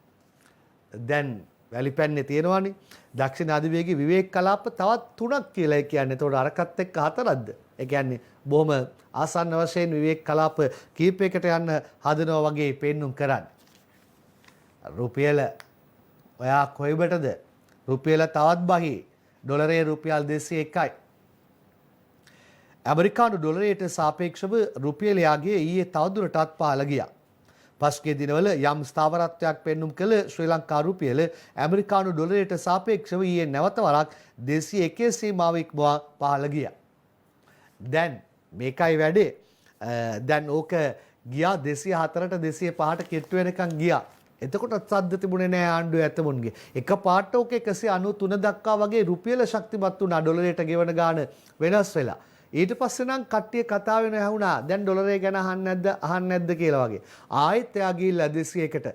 දැන් කතා වෙන්නේ නැද්ද එතකොට? ඔච්චරයි මං අහන්නේ. වරාය නගර කෙටුම්පත ශ්‍රේෂ්ඨාධිකරණ තීන්දුව කතානායකට සුජිත් හේවාජූලිගේ ලියන්නේ. කොළඹ වරාය නගර විශේෂ ආර්ථික කලාප කොමිෂන් සභා 50 කෙටුම්පත පිළිබඳ ශ්‍රේෂ්ඨාධිකරණ තීන්දුව කතානායක මහින්ද ආපාබේවර්ධනට පෙරේදා බාර දීලා 18 වෙනිදා පාර්ලිමේන්තුවට කියලායි මේක දාලා තියෙන්නේ. දැන් පාර්ලිමේන්තුවට යනකොට පාර්ලිමේන්තුවේ 225ක් ආසන තියෙනවා. ඒත් එකක් ඒ මහා මැතිවරණයේ පාත් දැන් කොච්චර කල්ද තාම හිස්. ඒකට අරයා එන්න වගේ හදන්නේ. හිස්සු එජාප මන්ත්‍රී පුටුවට එකම සුදුසාර අනිල් නවීන් කියන්නේ අංජුල මහිකලියන්. එක්සත් ජාතික පක්ෂයේ පුරප්පාඩුව පවතින මන්ත්‍රී ධුරය සඳහා පාර්ලිමේන්තුවට යාමට එකම සුදුසා වන්නේ හිටපු අග්‍රාමාත්‍ය රනිල් වික්‍රමසිංහ බව එජාප හිටපු ජාතික සංවිධායක සහ හිටපු අමාත්‍ය නවීන් දිසානායක ඊයේ සඳහන් කිරීමක් කළා තියෙනවා. මට බෑ මං එන්නේ නැහැ කීකී හිටියේ. දැන් සද්ද නැතුව ඉස්සරහට පාර්ලිමේන්තුවට ආවොත් පුදුම වෙන්න එපා. හරි. ඊට පස්සේ පොහොර ගැන කතාව මේ දවස්වල කතා බහට ලක් වෙද්දී සමගි ජනබලවේගයේ මහලේකම් කරන ප්‍රකාශයෙන් මම මේ උපුට ගන්න සූදානම් වෙන්නේ. රසායනික පොහොර තහනමෙන් රටේ සාගත අවදානමක් තීරණය අත්හිටුවන්න සමගි ජනබලවේග මහලේකම් කියන්නේ නිමල කොඩිතුවක්ව එළියයි. රසායනික පොහොර සහ කෘෂි රසායනික ගෙන්වීම නතර කිරීමට රජයේගත් හදිසි තීරණය හේතුවෙන් රට තුළ දැන්ට උද්ගතව ඇති රෝගිය මරණ බියට අමතරව උග්‍ර සාගතයක් ඇතිවීමේ අවදානමක් මතුව ඇතැයි සමගි ජනබලවේග මහලේකම් පාර්ලිමේන්තු මන්ත්‍රී රංජිත් මද්දුම් බණ්ඩාර කොළඹදී කියනවා. මේ පිළිබඳව සංවාදයක් ඇති වෙලා තියෙන්නේ. ගොවීන් ගොවිජන සංවිධාන මේ පිළිබඳව අදහස් පළ කරනවා. ඒ වගේම මහා සංඝරුවනත් මේ පිළිබඳව ඊ අදහස් පළ කළා. දෙපාර්ශ්වයේම අදහස් අපි මේ මොහොතේ බැලුවොත් හොඳයි. කාබනික පොහොර වගාවන්ට යොදමින් රසායනික පොහොර භාවිතයෙන් මුළුමනින්ම ඉවත් වූ ලොව පළමු රට බවට ශ්‍රී ලංකාව පත් කරන බව ජනාධිපති ගෝඨාභය රාජපක්ෂ මහතා පසුගිය අප්‍රේල් 29 වනදා ප්‍රකාශ කළා. එහිදී ජනාධිපතිතුමා පෙන්වා දුන්නේ රසායනික පොහොර භාවිතය හා ආනයනය තහනම් කිරීමටද පියවර ගන්නා බවයි. මේ ප්‍රකාශයත් සමග විද්වතුන් ඇතුළු විවිධ සමාජ මට්ටම් නියෝජනය කරන බොහෝ පිරිස් ඊට ප්‍රසාදය පළ කළා. ඔවුන් පෙන්වා දුන්නේ නිරෝගිමත් ජනතාවක් බිහි කිරීමට මෙය විශාල පිටිවහලක් වන බවයි. කෙසේ වෙතත් ඇතැම් කූට වෙළඳුන් ජනාධිපතිතුමාගේ මේ ප්‍රකාශයත් සමග රසායනික පොහොර මෙන්ම කෘමිනාශක හා වල්නාශක සැඟවීමටත් ඒවා අධික මිලකට අලෙවි කිරීමටත් කටයුතු කළා. පොහොර හංගලා බෙහෙත් හංගලා මිනිසුන්ට මේ යන්නේනමන් නැති තත්ත්වයට මේ ව්‍යාපාරිකෝ පත් කළා තියෙනවා. ගිය සතියේ ගත්ත පොහොර පැකට් එක මේ සතියේ රුපියල් 500ක් 600කින් වැඩි. ඒක අනිත් සමහර බෙහෙත් පැකට් වල මිල මකලා තියෙනවා. ඒ කූට වෙළඳ ව්‍යාපාරිකයෝ. අපි කියන්නේ නෑ රසායනික පොහොර විතරයි රසායනික බෙහෙත් විතරයි අපිට අවශ්‍ය කියලා අපි කියන්නේ නෑ. හැබැයි මේ තියෙන්නේ රාබු. මේ රාබු පොහොර යොදපු රාබු නෙවෙයි බෙහෙත් ගහපු රාබු නෙවෙයි. හැබැයි මේවා වෙළඳ පොලේ ගිහිල්ලා විකුණන්න විදිහක් නෑ. මේ තියෙන්නේ හොද්දට කොළ ටික ඇවිල්ලා තියෙනවා. රාබු අලයේ මුල තියෙන්නේ. අල නෑ මුල් විතරයි තියෙන්නේ. පොහොර බෙහෙත් කිසි දෙයක් නැතුව කැරට් හදපුවම මෙන්න ප්‍රතිඵලේ. සියලු වගාවන්ට සුදුසු පොහොර දෙන්න. තුන්හෙලේ ජාතික ව්‍යාපාරයේද මාධ්‍ය හමුවකට එක්වෙමින් එහි ස්වාමින් වහන්සේ මෙලෙස අදහස් පළ කළා. අද මිනිස්සු අකමැති මේ තෙල් පොහොර භාවිතයෙන් මිදෙන්න. අසරණ අඩු වෙනවා කියලා ඒ අය ඒකෙන් මිදෙන්න අකමැති. හැබැයි මේ වසවිස සහිත තෙල් පොහොර වලින් ජන ජීවිතයට අත්වෙන ඉරණම හොඳටම පැහැදිලි. ඒ නිසා අතිගරු ජනාධිපතිතුමා පැහැදිලි ප්‍රකාශනයක් කළා තියෙනවා. ගත්ත පියවර ආපස්සට ගන්නෙ නෑ කියලා. අපි සතුටු වෙනවා මේකට. මේ රටේ හිටපු එකම නායකයෙක්වත් 60 දශකයෙන් පස්සේ හිටපු එකම නායකයෙක්වත් මෙවැනි එඩිතර ප්‍රකාශයක් කළා නෑ. මේක අභියෝගාත්මක ප්‍රකාශයක්. ඒ නිසා අපි බය නැතුව ඉදිරිපත් වෙනවා. පොහොර නිෂ්පාදනයේට පවා අපි අත ගන්න සූදානම්. කාබනික පොහොර නිෂ්පාදනයේ මේක තරංගකාරීව මුහුණ දෙන්න වෙනවා. මේක අපි මධ්‍යස්ථානයක් ආරම්භ කරනවා මුතුරාජවෙල. මට මේ වෙලාවේ මතක් වෙනවා අර එක පුංචි දරුවෙක් කියන පුංචි සින්දුවක්. වක්කඩ ළඟ තිද්ද පැටව ඔක්කොම මැරිලා අනේ ඩිංගිරි මාමේ මොකද්ද උන් කරපු වැරද්ද? ඇත්තටම ගමේ වෙලේ ඇලේ දොලේ කෝ අද තිත්ත පැටව කෝ කෝඩල් කෝ කකුඩු ඒ ඔක්කොම සත්තු විනාශ වෙලා. වැරද්ද තමයි යන හෝ නොදැන බරපතල ආකාරයකින් මේ රසායනික පොහොර භාවිතා කිරීම. ඒ පොහොර ගැන කතාව ඊළඟට ගෑස් ගැන කතාවටයි මං එන්න හදන්නේ. ආණ්ඩුව ගෑස් මිල ඉස්සුවොත් අපිත් නිකන් ඉන්නේ. කබීර් හෂීම් කියන්නේ නිමල කොඩිතුවක් කුලියන්. ජනතාව සෑම අතින්ම අසරණ වී ඇති අවස්ථාවක අසාධාරණ ලෙස ගෑස් මිල ඉහළ දැමීමට රජය කටයුතු කළොත් ඒට එරෙහිව නීතිමය ක්‍රියාමාර්ග ගන්නා බව සමගි ජනබලවේගයේ පාර්ලිමේන්තු මන්ත්‍රී කබීර් හෂීම් කොළඹදී සඳහන් කළා තියෙනවා. ඒ අතර අද පත්තරේ දාලා තියෙනවා ලාෆ් සභාපති වැංගපිටියේ කරපු ප්‍රකාශයක්. බලන්නෝක මං කියවන්න. අරක්කු බෝතලයකට වඩා ගෑස් සිලින්ඩරේ මිල අඩුයි. ගෑස් සමාගම් වලට කන් නොදුන්නොත් ඉදිරියේ ගෑස් හිගයක්. රජයේ ගෑස් සමාගම් වලට අහුම්කම් නොදුනහොත් ඉදිරියේ වෙළඳ පොලේ ගෑස් හිගයක් ස්වභාවයෙන්ම නිර්මාණය වන්නේ යයි ලාෆ් ගෑස් සමාගමේ සභාපති WKH වැංගපිටිය ලංකාදීපයට කිව්වා කියලා යොහාන් බාසුරයි වාර්තාව ලියලා තියෙනවා. එතකොට ලසන්ත අලගියවන්න කියනවා කිලෝ 12 මාරේ ගෑස් සිලින්ඩර් හිඟයක් නැහැ කියලා යොහාන් බාසුර ලියන. කිලෝ 12 මාරේ ග්‍රස්ත ගෑස් සිලින්ඩර වෙළඳ පොළට සැපීම අඩු නොකරන ලෙස ගෑස් සමාගම් වලට පැහැදිලිව උපදෙස් දුන්නේ යයි රාජ්‍ය අමාත්‍ය ලසන්ත අලගියවන්න සඳහන් කිරීමක් කළා තියෙනවා. ඔබයි ගෑස් ගැන කතාව එන්නේ. ඒ ගෑස් ගැන කතාවේදී අපි හැම මොහොතේම ජනතාව පැත්තෙන් හිටගනි. මියගිය හා ආබාධිත රණවිරුවන්ගේ විශ්‍රාම වැටුප් යැපෙන්නන්ට ලබා දීම අනුමැතිය හිමි වූ සහන අප්‍රේල් සිට ක්‍රියාත්මකයි. ජනාධිපති මාධ්‍යංශය කියන්නේ ඩයනා උද්‍යාංගන එළියන්. යුද්ධය පැවති සමයේ ත්‍රස්ත ප්‍රහාර වලින් මියගිය හා ආබාධිත රණවිරුවන්ගේ විශ්‍රාම වැටුප් ඔවුන් මියගිය පසු යැපෙන්නන්ට ලබා දීම ඇතුළු ඔවුන්ට ලබා දීමට අනුමැතිය හිමිව ඇති සහන ඉක්ුත් අප්‍රේල් මාසයට බලපාන අයුරින් ක්‍රියාත්මක වෙන බව ජනාධිපති මාධ්‍යංශය කියනවා. යුද්ධයේදී මියගිය හා ආබාධිත වූ රණවිරුවන්ට සහන සැලසීම සඳහා සෞභාග්‍යයේ දැක්ම ප්‍රතිපත්ති ප්‍රකාශයේ ඇතුළත් කර තිබූ යෝජනා 7ක් ක්‍රියාවට නැංවීමට ජනාධිපති ගෝඨාභය රාජපක්ෂ ඉදිරිපත් කළ අමාත්‍ය මණ්ඩල සංදේශ දෙකකට ඉකුත් අප්‍රේල් 27 වෙනිදා පැවති කැබිනට් මණ්ඩල රැස්වීමේදී අනුමැතිය හිමි වුණා. මාධ්‍යාංශයේ නිවේදනය කරපු කාරණාවේ තානාපතිකමක් ලැබෙනවා කියලා කිව්වා වත්මන් නීතිපතිවරයා විශ්‍රාම යාමෙන් අනතුරුව. හැබැයි නීතිපති දන්වන්නේ තානාපතිකමට වඩා තවදුරටත් ජනතා සේවයට කැමති මනෝප්‍රිය ගුණසේකර ලියන්. තමා තවදුරටත් ශ්‍රී ලාංකික ජනතාවට සේවය කිරීමට කැමැත්තෙන් පසු වන හේත් ඊට අවස්ථාව සලසා දෙන ලෙස නීතිපති ජනාධිපති නීතිඥ දප්පුල දිලිවේරා ජනාධිපතිවරයාගෙන් ඉල්ලීමක් කර තිබෙනවා කියලා පුවත්පත් වාර්තාවේ දාලා තියෙනවා. ඔව් කැනඩාවේ යන එකක් නෑ වගේ ලංකාවේ සේවය කිරීමට අවස්ථාව දීම නැත්තම් කැමැත්ත පළ කිරීමයි මේ කරලා තියෙන්නේ. එතකොට ඔව් විශ්‍රාම ගැනීමෙන් පස්සේ කවුද නීතිපති? නීතිපති තනතුරට සංජය රාජරත්නගේ නම ව්‍යවස්ථා සභාවට මනෝප්‍රිය ගුණසේකර ලියයි. නීතිපති තනතුර සඳහා ජ්‍යෙෂ්ඨ අතිරේක සොලිසිටර් ජෙනරාල් සංජය රාජරත්නගේ නම ව්‍යවස්ථාදායක සභාවට යෝජනා කොට ඇතැයි වාර්තා වෙනවා. ඒ ඔක්කොටම කලින් යම් මහරගමට මේ කොවිඩ් මේ වසංගත තත්ත්වය මේ වෛරස් තත්ත්වය ඈත තියා ඉන්න කියලා කියන්නේ ඒත් මොකක්ද උනේ මහරගම නගර සභාවේ ගුටි කෙලියක් මහරගම ගාමිණී සරත් ලියන් මහරගම නගර සභාව සිය මාසික රැස්වීම ආරම්භයේදීම එහි නාගරික මන්ත්‍රීවරියෙක් වන පොජ්ජන එක්සත් පෙරමුණේ සාවිත්‍රි ගුණසේකර විසින් නගර සභා මන්ත්‍රීවරුන්ගේ හැසිරීම වීඩියෝ ගත කර අන්තර්ජාලයට මුදා හැරීමේ සිද්ධියක් පිළිබඳ ඒ ස්වාධීන නාගරික මන්ත්‍රීවරයෙක් වන රුවන් සේනාරත්න විවේචනයට ලක් කළා. එම අවස්ථාවේ නාගරික මන්ත්‍රීණිය විසින් සිය ජංගම දුරකථනය ඔස්සේ වීඩියෝ ගත කරන දුටු එම පක්ෂයේම නාගරික මන්ත්‍රීවරයෙක් වන නිශාන්ත විමලචන්ද්‍ර ඇයගේ අතරැඳුණු එම දුරකථනයේ විසිවී යන ලෙසින් අතින් පහරක් එල්ල කරත් මෙම දුරකථනයේ විසවී ගිය අතර ඉන් කෝපයටපත් නාගරික මන්ත්‍රීවරිය විමලචන්ද්‍ර මන්ත්‍රීවරයාට පහර කීපයක් එල්ල කළා කියලා දාලා තියෙනවා. වැඩේ බලමුද අපි දැන්. මහරගම නගර සභාවේ පැවති මාසික මහා සභා රැස්වීම අතරතුරදී මන්ත්‍රී නිශාන්ත විමලචන්ද්‍ර සහ සාවිත්‍රි ගුණසේකර මන්ත්‍රීවරයා අතර වචන හුවමාරුවක් ඇති වුණා.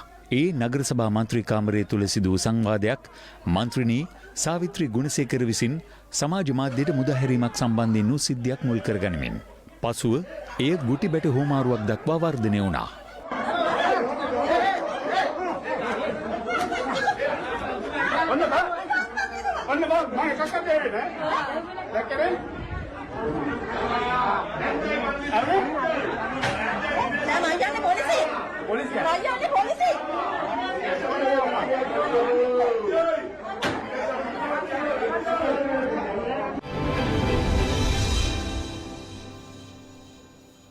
මන්නම් මොකෝත්ම කියන්න යන්නේ වෙන කතාවක් කියන්නද දිනමින පත්තරේ දානවා හිමිකරුවන් නැති Facebook ගිණුම් ලක්ෂ 20ක් අත්හිටුවනවා රුවන්ත නිතුල්ගස්පෙට එළියයි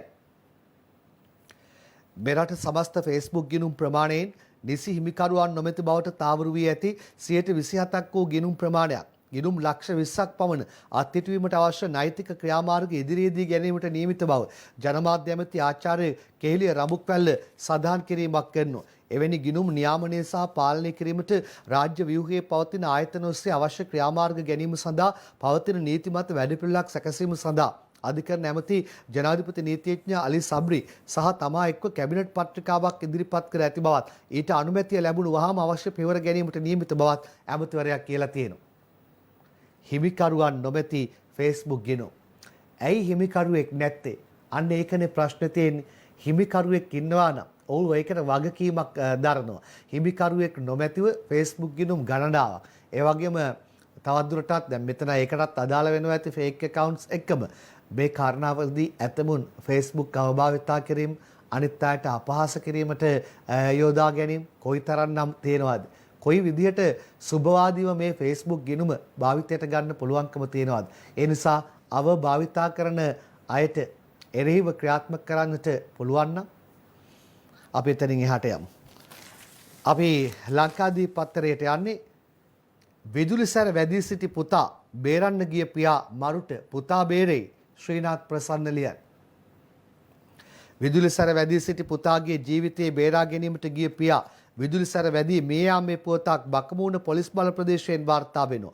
විදුලිසැර වැදුණු පුතා බේරා ගැනීමට පියාට හැකි වී ඇති බව බකමූණ පොලිසිය සඳහන් කිරීමක් කරනවා. අසීමිත පිය සෙනෙහස කොයිතරම්ද.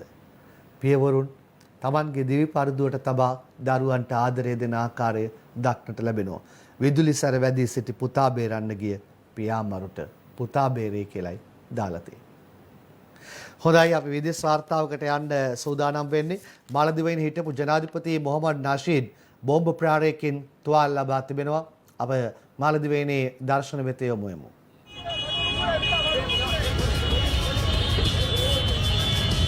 මාලදිවයිනේ මාලේ නුවරදී එල්ල වූ බෝම්බ ප්‍රහාරයකින් මොහමඩ් නෂීද් එරට හිටපු ජනාධිපතිවරයා තුවාල ලබා ඇති බවයි විදේශ මාධ්‍ය වාර්තා සඳහන් කරන්නේ.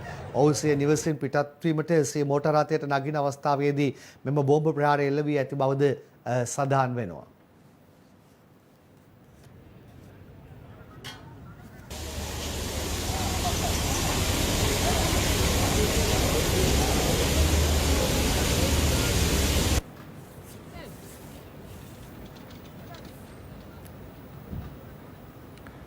ඒ විදේශ වාර්තාවත් දැන් ක්‍රීඩා වාර්තාවකට යන්නේ. මිල්කා ගියානි ඔලිම්පික් කඩේම අභියස නාමල් පත්තර ගේලියන්. ශ්‍රී ලංකා ජිම්නාස්ටික් ක්‍රීඩිකා මිල්කා ගියානි ද සිල්වා ටෝකියෝ ඔලිම්පික් කුල්ලට සහභාගී වීමේ ඊටාම ආසන්නයට පැමිණ සිටිනවා. ඇය එම කඩේමට පැමිණ සිටින්නේ සුදුසුකම් නොලත් රටවලට හිමි අවස්ථාවන් යටතේ ටෝකියෝ ඔලිම්පික් කුල්ල සඳහා සහභාගී වන රටවලට පිරිනමන විශේෂ ප්‍රසාද ලකුණු ක්‍රම යටතේ කියලයි මේකේ දාලා තියෙන්නේ. ඇයට අපේ සුබ පැතුම්. ඒ අතරේ අපි බංග්ලාදේශයට එරෙහිව ටෙස්ට් තරගාවලියේ ජයගත්තා. දිමුත් කරුණාරත්න තරගාවලියේ ඉනිම් පුරාවටම ලකුණු අතරට ආවා. ඒ අතරේ ප්‍රවීන් පළමු තරගයෙන්ම ලෝක වාර්තා තැබුවා. දෙන්න ඉදිරියට ආපු හැටි මෙන්න පත්තරේ. ටෙස්ට් ක්‍රීඩකයන් ශ්‍රේණිගත කිරීම පිතිකරුවන් අතර දිමුට්ට 11 වෙනි ස්ථානය. පන්දු යවන්නන් අතර පළමු තරගයේම දස්කම් 20කම් පෑ ප්‍රවීන්ට 48 වෙනි ස්ථානය. මේ විරාමයක්.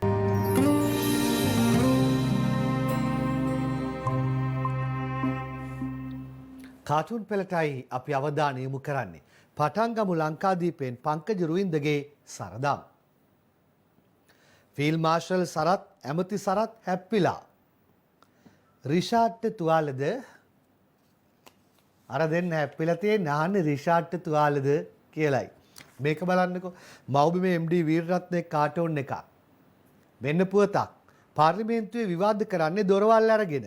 එක මන්ත්‍රී කෙනෙක් කියනවා නියමයි ගහනකොට දුවන්න පුළුවන්. අනිත් එක්කෙනා කියනවා ගහලා දුවන්නත් පුළුවන්.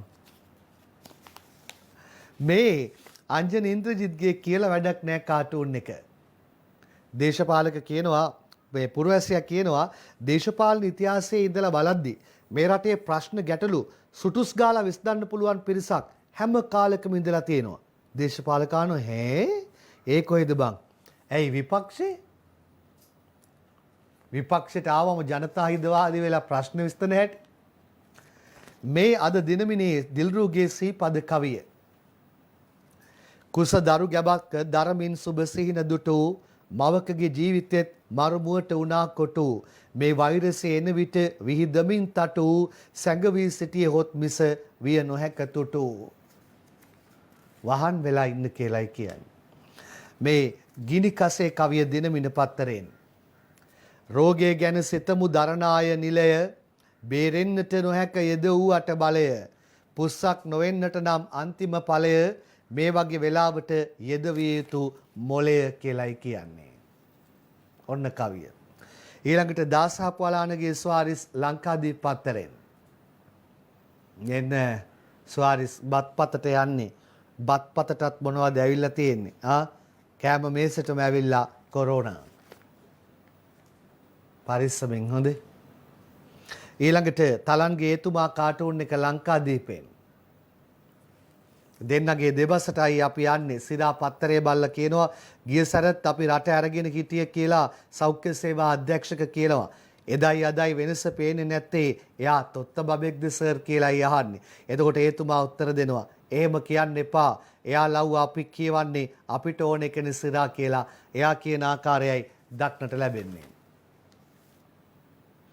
ඊළඟට දිනමිනේ අංජන ඉන්ද්‍රජිත්ගේ කාටුන් එකටයි අපි යන්නේ. කබීර් හෂීම් කියනවා වසංගතය ඇති වූ අවස්ථාවේ විපක්ෂ නායක කීදේ ආණ්ඩුව පිළිගත්තේ නැහැ කියලා.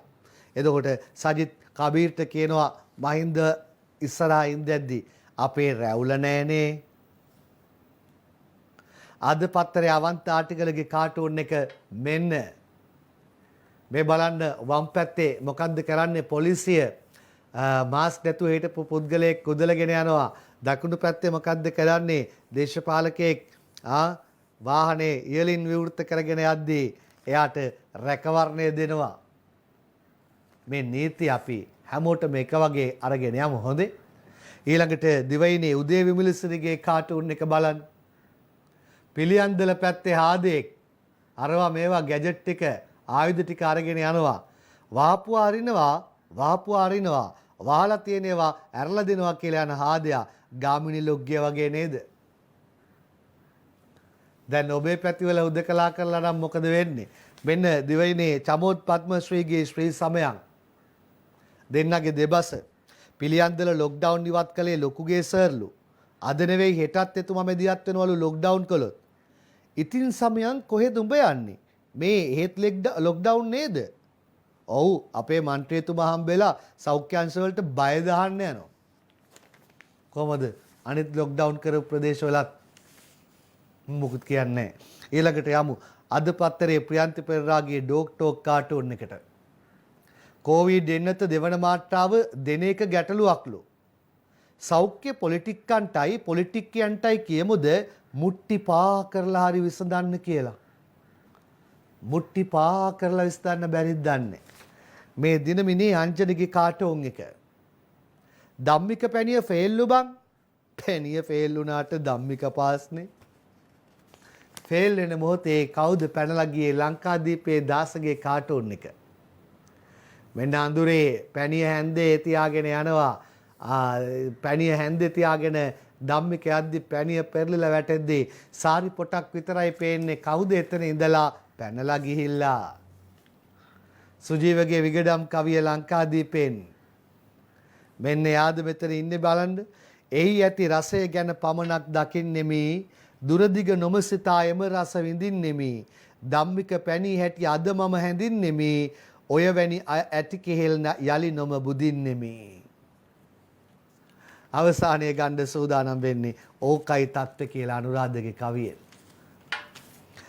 ධම්මික පැණි අසමත් බව ලියලා තබා ප්‍රතිඵල නිකුත් වීලා එයි තෙපර බබා සරදම් කලා වාගේ සෙනසුරුද ලබා ජයකොඩි සිසුර ඇත අත කම්මුලට ඔබා. සිසිර ජයකොඩි අත කම්මුලේ තියන් ඉන්නවලු. හැමෙම ලෝක සිතියමි.